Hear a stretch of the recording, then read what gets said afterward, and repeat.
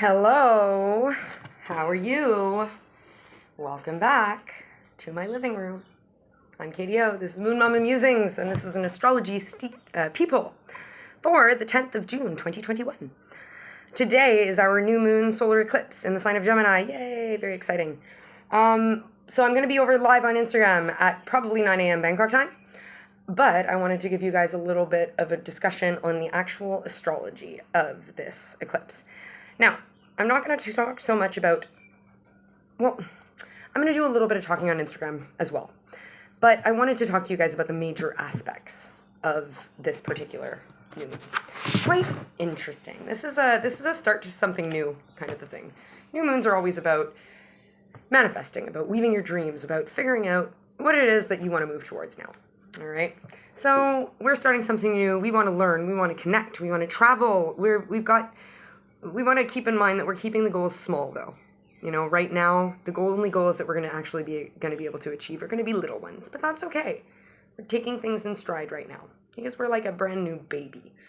We've been through a rebirth lately, and we're still trying to figure out what's going on. Our skin is still really sensitive, and we're still a little bit tender. All right, so it's all new and it's all exciting and it's all crazy and it's all scary, pretty much. All right, so I would like to recall the 7th of June 2021, I discussed the Sun making a conjunction with both the North Node and Mercury, which is in retrograde in the sign of Gemini, and that whole thing was making a trine with Saturn. So what did I called it something. I had, what did I call it? It was Retrograde Soup. Yeah, I was calling it Retrograde Soup because all three of these planets are in retrograde. Or, well, the node isn't a planet, it's but anyway, this is all retrograding. It's all retrograding, it's mad. Anyway, we're going to look at this now, though, because, hey, this is Moon Mama Musings. We're going to look at these aspects from the perspective of the moon, all right? So the first thing I want to do is talk about what a moon in Gemini is all about, all right? The sign of Gemini is a quick-witted, adaptable sign. And when the moon, which represents our subconscious and our emotional self, is in the sign of Gemini, you're a bit of a shapeshifter. You know, it's like our how do we, yeah, I mean, just like to put it into context, is as of late we've had a big sort of reimagination of our emotional self, yeah, as we've gotten down to the dirty of some of the things that weren't working for us and some of the patterns that we had perpetuated and some of the stuff that wasn't doing so great. I'm going to talk about all of this in a minute. But with the moon in this sign, it's like that subconscious and emotional self is just, it's giving a very conducive energy for these changes, basically. Being adaptable is what we need to do when all of these retrogrades are happening, because retrogrades often come with confusion and plans falling through and unexpected stuff and things just not working out. Yeah. So in this particular moon in Gemini, I feel that there is definitely a bit of an air of being noticed, all right? Is that your emotional maturity and your quick wit is getting you noticed. People are starting to figure you out. I feel like people in the past kind of were confused by you. They were like, what is that creature? I just don't get it. It's like when a dog sees a pig for the first time, for example. Like there's literally a pig that lives, it's a big ass pig. It's massive. Huge pig that lives right near the pier in the main town on Koh Tao. And the first time my dog saw this pig, it was literally, she was like, Mom, do you see that? What is that? That is the weirdest looking dog I've ever seen. So I feel like people were kind of thinking that you were the weirdest looking dog that they'd ever seen before. And now they're kind of starting to realize that there was something there. The reason why they weren't before was that it was because they were actually intrigued. And there's actually something there, and it's just maybe they were a little afraid of what they didn't know, all right? So it's kind of nice. Now, let's talk about all of these conjunctions and trines and crap. So basically, let's start by talking about a new moon is a conjunction between the sun and the moon. So let's first say the moon is in conjunction with the sun. Now this is, so a conjunction, before I keep on going, just to remind you guys, is the invasion of the body snatchers. So basically the energy is going to take over the other. So in this case, we're talking about the sun and the moon taking over each other, right? So I feel like this is, I mentioned this in yesterday's live when the moon transited to Gemini, but this is the meeting of the head and the heart. Is that we've been for a little while with the windshield wipers kind of all wonky and not syncing up, and then now all of a sudden with this conjunction of the sun and the moon, our head and the heart are working together. All right? It's a really nice energy. Is our subconscious, our emotional body, is now coming into unison with our way that we present ourselves out to the world, our ego, our mask, our us mask. Yeah.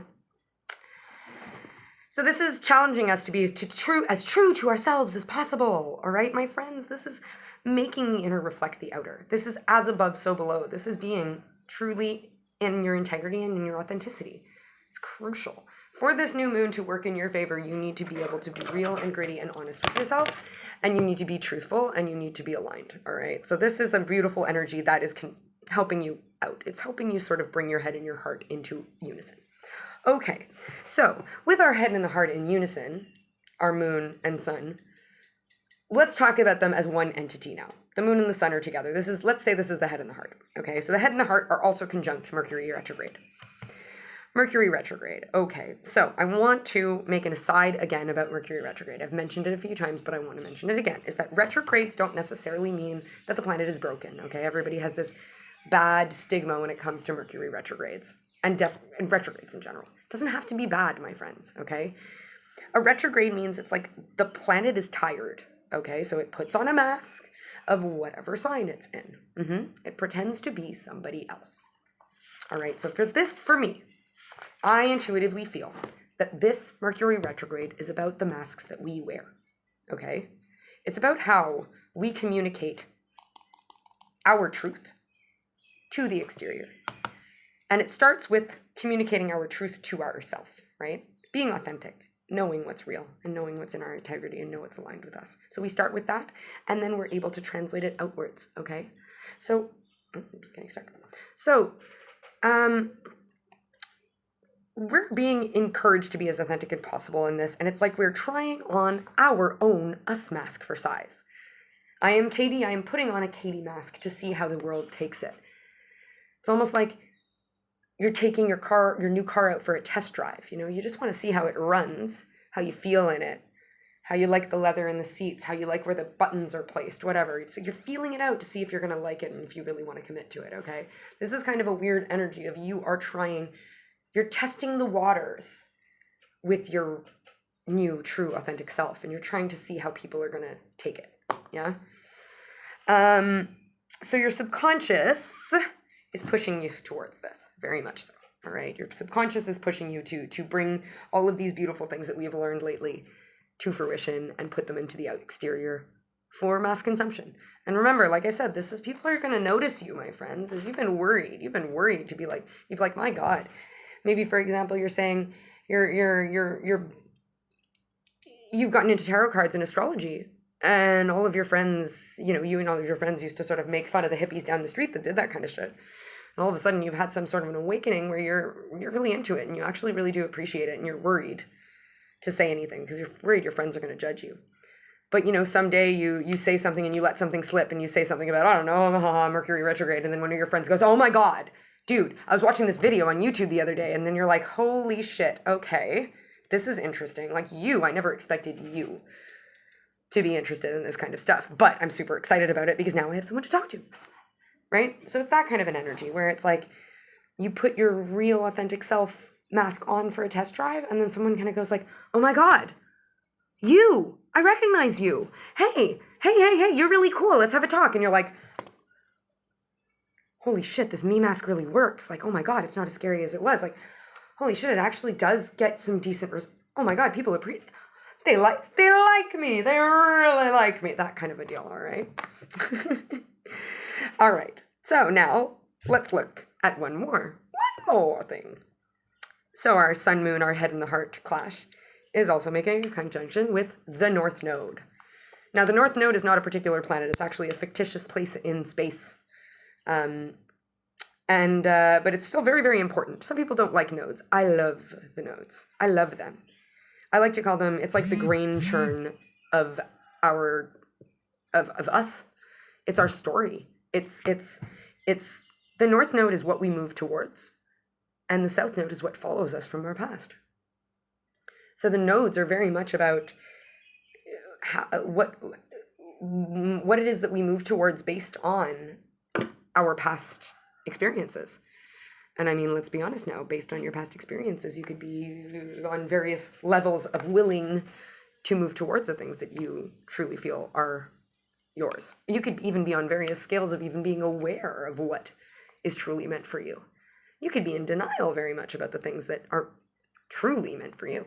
But hey, that's why the North Node is conjunct all of this stuff.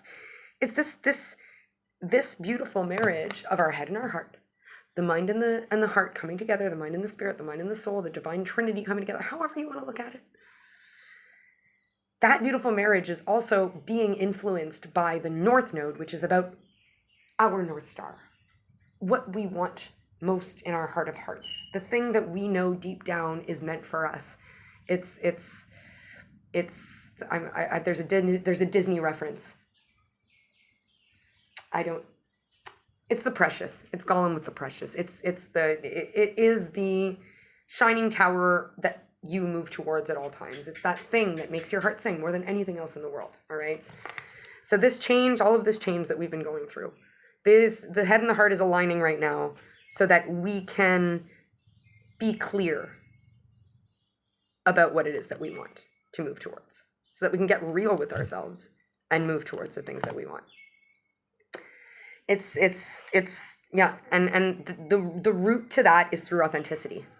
It truly is. And like I said, it's with this Mercury retrograde. The whole idea of this Mercury retrograde is putting on ourself for size and seeing how the world takes it so that we still remain a little bit protected, okay?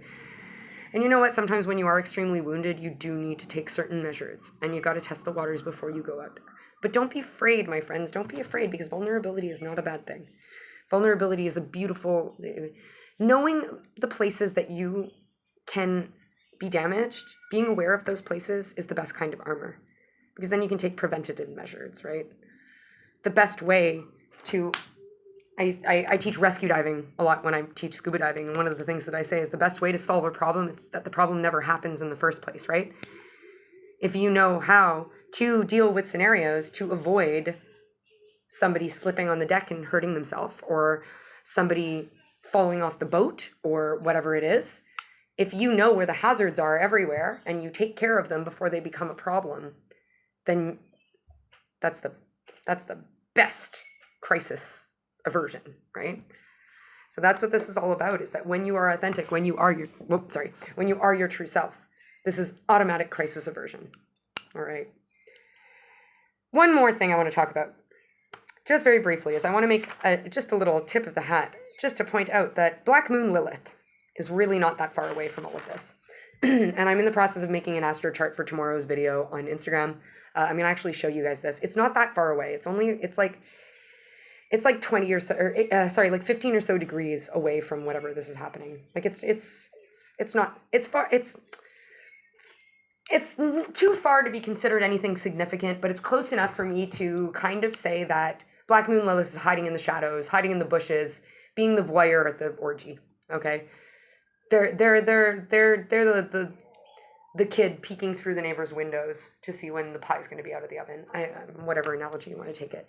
Black Moon Lilith is an asteroid that it's all about our hidden wounds and about the things that we might have been ridiculed for, that we feel ashamed of, or that we want to hide from the world, all right?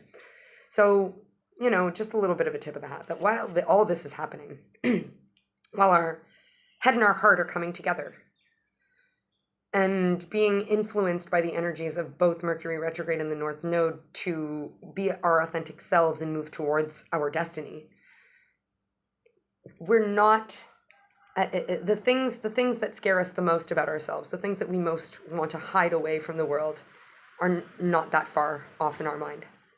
All right. And I mentioned this yesterday in the live, and I want to mention it to you guys again. And I don't want to get, like I said, I don't want to bore you guys with my personal life, but one of the things that I've recently realized is that joy is a major trigger for me, and I see joy as more of a stressor than actual stress. Okay. I'm so used to being beaten down that when I experience joy, I have subconscious triggers that sabotage it, so that at the very least, if I can't control, most of the time I felt like I couldn't control the fact that I got shit shoveled in my mouth.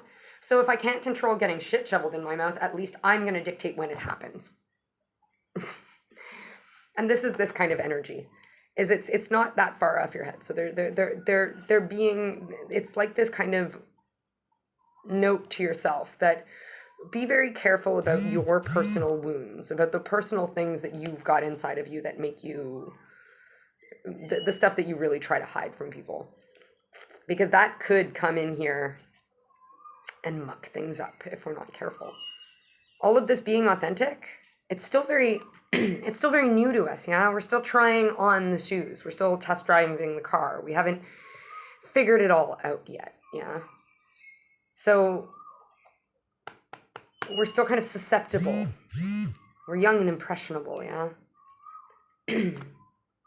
So be very, very careful to be wary of those little triggers in yourself. And this may be even a great time to explore them, to figure out what is it exactly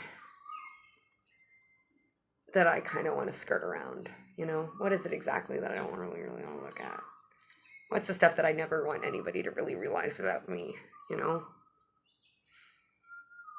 It's time to put on the you mask, my dear. You're beautiful and lovely, and you've been doing so much work, and the universe is fucking going to reward you. But they want you to be true to yourself first. Because when you learn to rely on yourself, no one can ever let you down.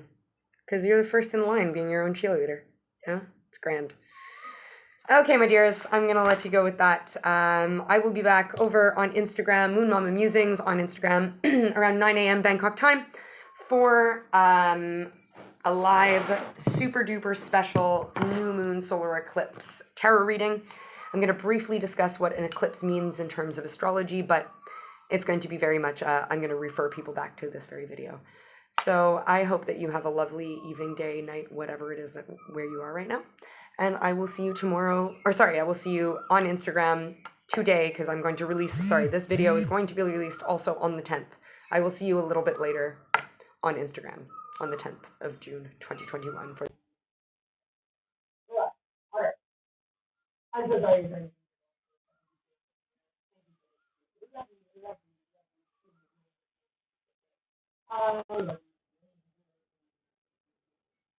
And I set this one up.